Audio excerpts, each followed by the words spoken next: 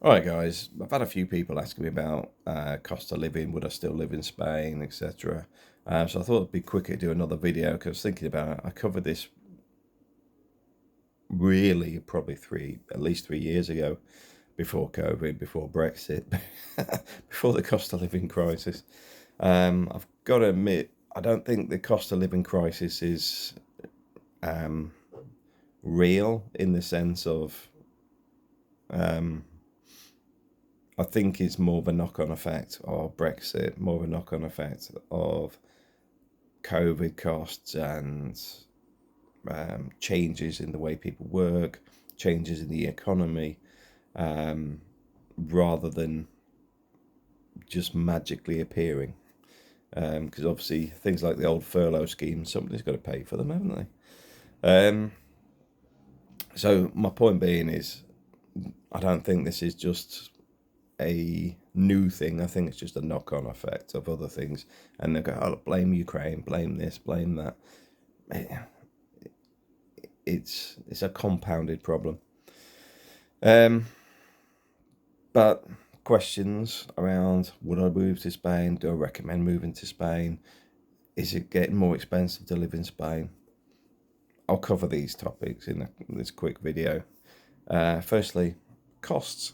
They have gone up. I've got to admit, I don't see the costs as much as most people because I set budgets aside.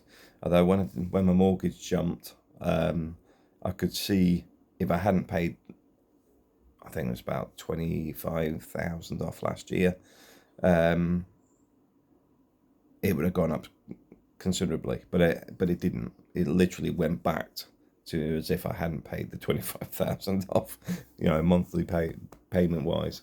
I'm looking into a letter. I can't find it now because I'm sure the bank's trying to pull a fast one on paying the mortgage early because I think they've realised how quickly I'm paying it off. And there used to be penalties and stuff. I don't know what they're up to. I need to find the letter. But it was something like if I pay more than 60% in the first 2 years, they charge 25% tax or something. And you're probably going, well, that's nonsense. Well, that's my point. I'm trying to find what they sent me because I don't think it's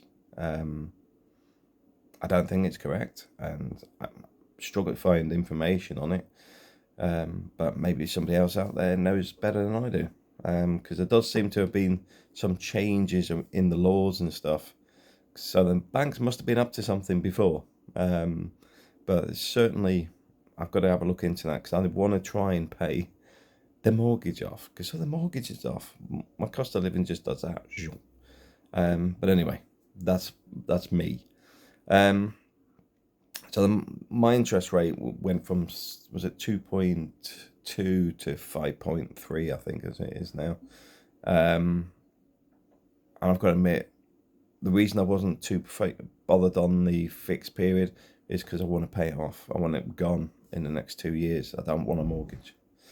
So that's one thing. Now I do know that those have jumped. I literally just told you it's basically doubled on the interest.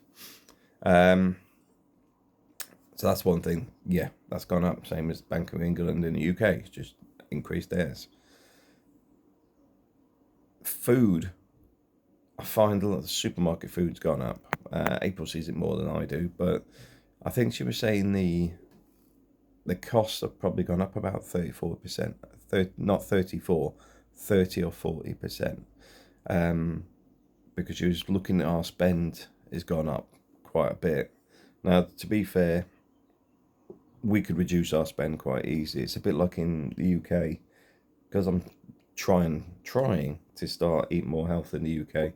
I've started getting granola, and I just have it with Greek yogurt. I'm not being funny. I could literally, cost wise, it's about £5-6 a week. I could live like a gerbil. But the other side of that is I spend a lot of time in London at the minute, so I'm often in hotels, so can't take it with us. So where my place is in Northampton, I'm eating that stuff. But the point being is you can reduce your costs. Spain also has a lot of food production. There's a lot of farming, so you'll find you can get costs down. Apple's also found that Alcampo is cheaper than Mercadona. Mercadona's prices seem to have gone up a fair bit, to the point Apple's noticing it, across the board. So I would say if you're shopping at Mercadona, have a look at Alcampo, because I think before Alcampo used to be more expensive. But also it's about your buying habits. Now I remember I had this so many times when people move to the Philippines who complain about their food so expensive. Then you ask them what they're buying, and then you go, "That's all American food. It's all imported. Of course, it's expensive." In this case, in Spain, Iceland, overseas, Tesco's overseas, whatever you want to call it, you're buying from the UK, which is no longer in Europe, so everything has gone up significantly. And as I said, the guys in the Philippines, change your buying habits. I mean, it's quite funny when I explained to some of the guys before that a lot of people in the Philippines wouldn't even know what the microwave was, because when people get used to microwave meals, good luck with that. Good luck finding a microwave. So the point being is, just look at your food habits, because you may actually want to spend more time in the kitchen and make food, because one of the big problems we have today's society is we buy too much crap, pre-made and all that sort of lovely stuff, where it's actually myself, I enjoy making food, just having the time to do it. But if you're retired, you've got the time, and it's actually a nice thing to do. It may even be a opportunity to do some cookery classes or something. I don't know. But yeah, I'd say costs have gone up a bit. And I would say eating out, I'm noticing like a, say, €40 meal is now about €60. As an effect of us eating out, it's just that I notice how much it's cost me a bit more. And I am starting to look at doing more at home. A, because we eat out too much. But B, I think it'd be more beneficial for the kids now to spend more time cooking and learning to cook. So yeah, I would say eating out's gone up, and I would say supermarket costs have gone up. Energy bills, this time of year, it's normally expensive anyway for us, so it's hard to tell. But looking at the whole of Europe, I would say it has gone up. But then again, this gets back to the other part of the conversation, that since COVID, since Brexit, since this crisis appeared, which is obviously very manipulated, and I think a lot of it is actually tied to it's tied to the COVID and everything else, because what you have to do is you create inflation to devalue debt, state debt, because if you've got inflation, it devalues the debt of a country. So it's actually beneficial to a country to have a, slight inflation. As soon as it goes to like once it gets out of control, it's very hard to rein the economy back in. It goes on a roller coaster ride. But it devalues some of the debt that all the countries have got themselves in, with furlough schemes and people sitting around for 2 years, which will have a knock-on effect for at least the next 2 years. Now, taking that into account, would I still recommend living in Spain? Infrastructure's good. Medical, still very good. Your car insurance, the fact that it's insured for, I think it's anybody over 25 instead of every individual, that's a positive. Energy bills, like I says, I find those are very manipulated anyway myself, because there seems to be a shortage of energy in Spain, which they had a surplus of solar energy before. It just screams corruption for me, in my personal thoughts. But the bigger picture, let's put all the negative stuff aside. The costs have gone up everywhere. So if you factor that in, is it more expensive in Spain? In the sense of, if you stayed where you are to what you thought your costs would be in Spain, in the sense of it went up proportionally, what's changed? The answer is just the costs have gone up the same as it has everywhere else.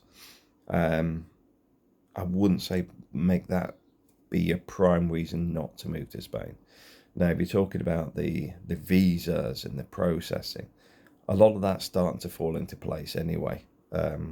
That's still going to be ongoing for another year or so, because it's politicians, and there's nothing like getting paid for 2 years to make a decision, to make a politician think, yes, job for me.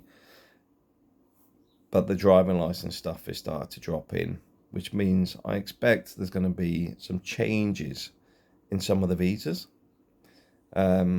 because Spain is not anti-retirement.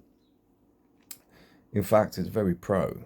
And what you get is the media try and create an issue on this, like as if Spain's being awkward. Spain's not being awkward.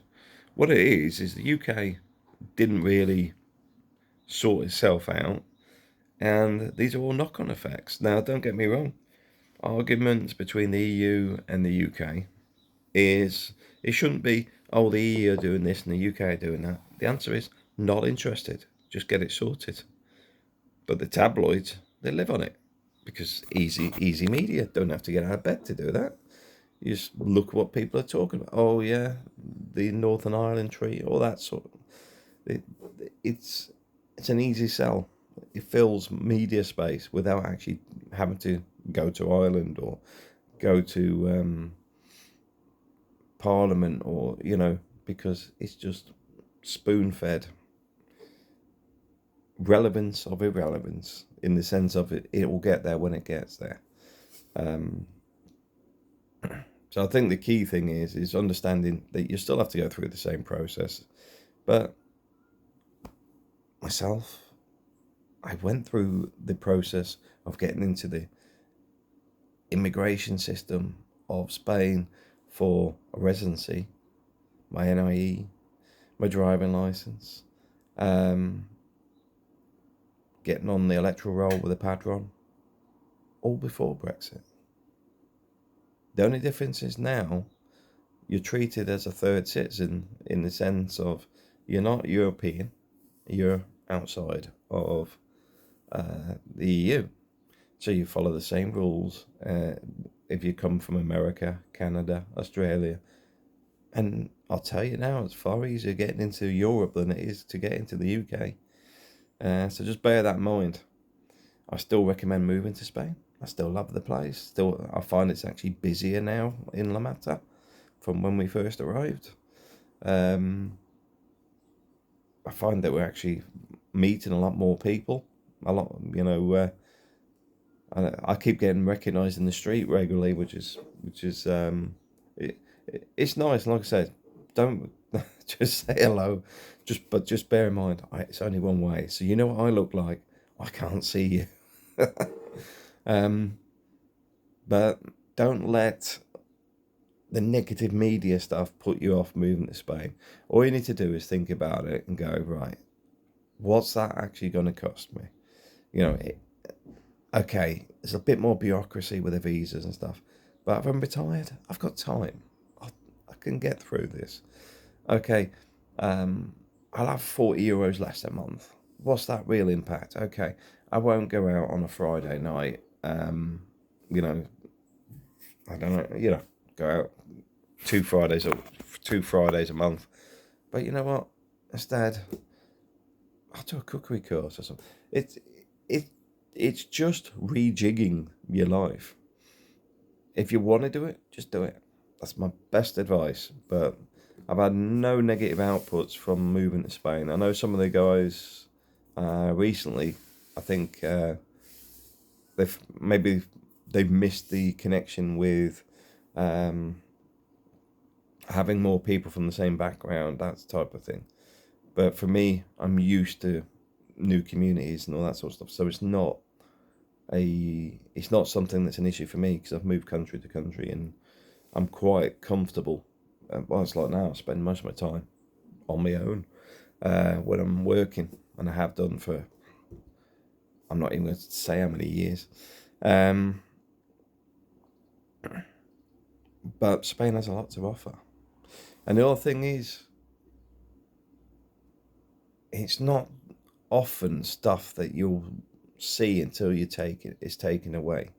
So, for example, where I'm sat here looking at the grey sky where I can't even see the sun, in Spain, where my new office is, there's a little garden area out the front of it, and I put a sun lounger there, and just in the afternoon, well, just before it gets to the afternoon because the sun moves around, I'll go and lie out there for 40 minutes and just get a bit of vitamin D off the sun.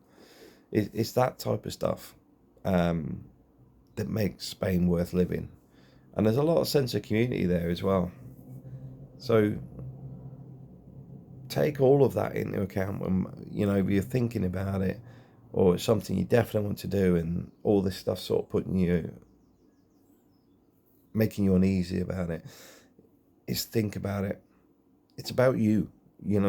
Don't let other things dictate where you want to be or what you want to do. You need to turn around and say, if I want to do it, I'm going to do it, and it's not what's stopping me, but how am I going to make it happen. Thanks for watching.